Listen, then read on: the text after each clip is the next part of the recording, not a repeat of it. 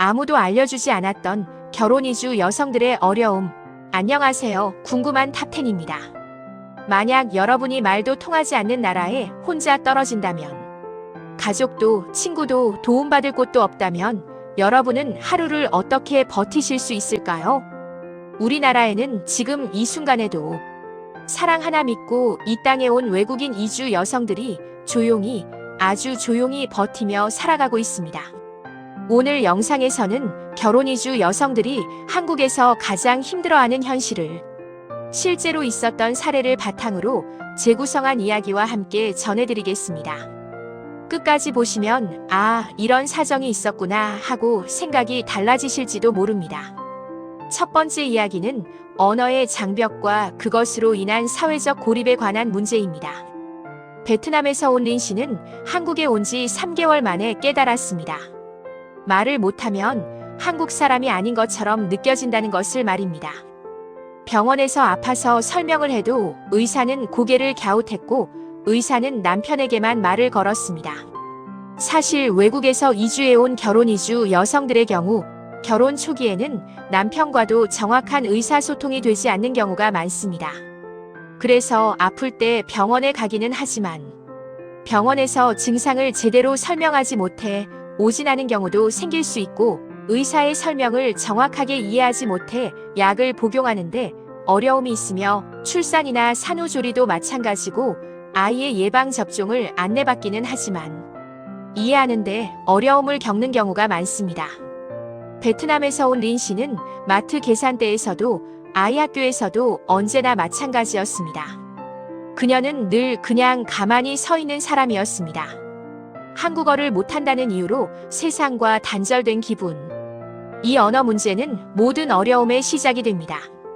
두 번째는 가족관계의 갈등에 관한 어려움입니다.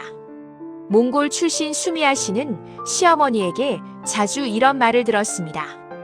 한국 며느리는 다 이렇게 해. 명절 음식, 제사, 집안일 같은 익숙하지 않은 문화에 실수라도 하면 외국 사람이라서 그렇지 라는 말이 돌아왔습니다. 함께 살지 않아도 시부모님들은 한국의 가부장적 문화와 집안의 며느리 역할을 당연한 것으로 기대해서 집안일, 제사, 육아를 당연히 해야 할 몫으로 생각합니다. 거절하거나 힘들다고 말하면 외국 며느리는 원래 그렇다는 낙인이 되어 돌아오곤 합니다. 남편이나 가족에게 도움을 요청해도 사소한 불평으로 받아들여짐으로써 시부모님과의 관계에서 갈등이 생기기도 하지만 혼자 감당해야 하는 몫이었습니다. 그런가 하면 문화적인 차이로 인한 오해도 많습니다. 몽골에서 몸에 익은 생활 방식이나 자연스러운 말투, 표정, 침묵이 오히려 한국에서는 무례하다거나 자칫하면 본인도 모르게 사람을 무시하는 것으로 보여 오해를 사는 경우도 많습니다. 갈등의 시작은 작지만 해명할 기회조차 없는 경우가 많았습니다. 남편에게 말해도 좀 참아, 시간이 지나면 차차 알게 될 거야 라는 말뿐. 그녀는 점점 말을 줄였고 결국 집안에서도 혼자가 되었습니다. 세 번째는 경제적인 어려움과 취업 문제에 관한 내용입니다. 필리핀에서 온 마리아 씨는 필리핀에 있을 때 학교에서 학생들을 가르치는 선생님이었습니다. 하지만 한국에서는 학력도 경력도 인정받지 못했습니다. 언어 문제 때문에 선택지는 단순 노무직이나 일용직 외에는 일을 구하기 어려웠습니다. 그래서 열심히 일을 해도 돌아오는 것은 불안정한 일자리와 최저임금 수준의 급여뿐이었습니다. 아이가 아프면 일을 쉬어야 했고 쉬면 월급은 줄었습니다. 일을 못하는 것이 아니라 일을 할 수 있는 자리가 없었습니다. 그녀는 밤마다 생각했습니다. 나는 이 집에 도움이 되고 있을까? 네 번째, 한국에서의 행정과 제도의 이해 부족입니다. 캄보디아 출신 소피아 씨는 출산 후 받을 수 있는 지원금이 있다는 걸 3년이 지나서야 알았습니다. 이유는 단 하나인데 안내문이 모두 한국어였기 때문입니다. 기초생활보장, 양육과 보육 지원, 의료비 지원 등 신청해야만 받을 수 있는 제도가 대부분이었습니다. 남편의 소홀함도 있었지만 결과적으로 소피아 씨는 한국에서 받을 수 있는 혜택을 전혀 모르고 지나치는 경우가 대부분이었습니다. 행정기관을 방문하는 자체가 부담으로 다가왔습니다. 혼자서 행정복지센터나 출입국 관리사무소에만 가면 먼저 긴장하게 되고 직원이 친절하게 설명을 하지만 한국어가 서툴러 설명을 못 알아들어도 너무 긴장이 되어 네 라고만 대답하는 경우가 허다했습니다. 통역 지원이 있는지조차 모르는 경우가 많습니다. 결국 소피아 씨는 행정기관에 도움을 받으러 갔다가 오히려 위축이 되어 말없이 돌아오는 경우도 있었습니다. 제도는 존재하지만 정보 접근 자체가 차단되어 있는 느낌이었습니다.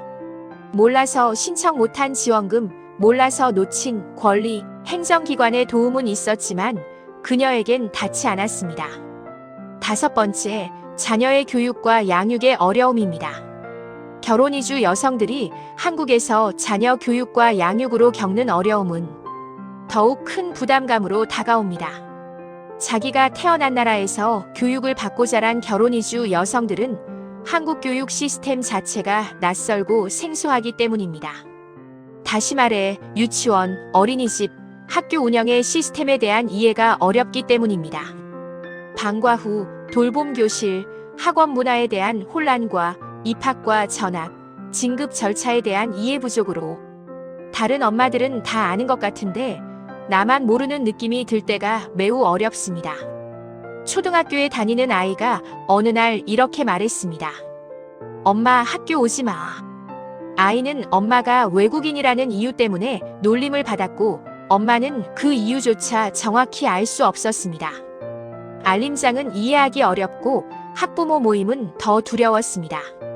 그녀는 좋은 엄마가 되고 싶었지만 방법을 몰랐습니다. 결혼 이주 여성에게 자녀 교육과 양육의 어려움은 아이를 사랑하지만 제대로 도와줄 수 없다고 느끼는 고통입니다. 결혼 이주 여성을 포함해 외국에서 한국으로 온 여성들은 특별한 대우를 바라는 것이 아닙니다. 단지 말을 이해할 수 있는 기회, 도움을 요청할 수 있는 창구, 사람으로서 존중받고 있다는 시선, 그것을 원하고 있을 뿐입니다. 우리가 조금만 더 알고 관심을 기울인다면 그들의 삶은 훨씬 달라질 수 있지 않을까 생각됩니다. 우리 주변의 이웃일지도 모르는 사람들, 혹시 우리 아이의 친구 엄마일지도 모르는 사람들, 오늘 이 이야기가 누군가를 바라보는 시선을 조금이라도 바꿀 수 있으면 좋겠습니다. 오늘의 이야기에 공감하셨다면 구독과 좋아요 그리고 알림 설정을 부탁드립니다. 시청해주셔서 감사합니다.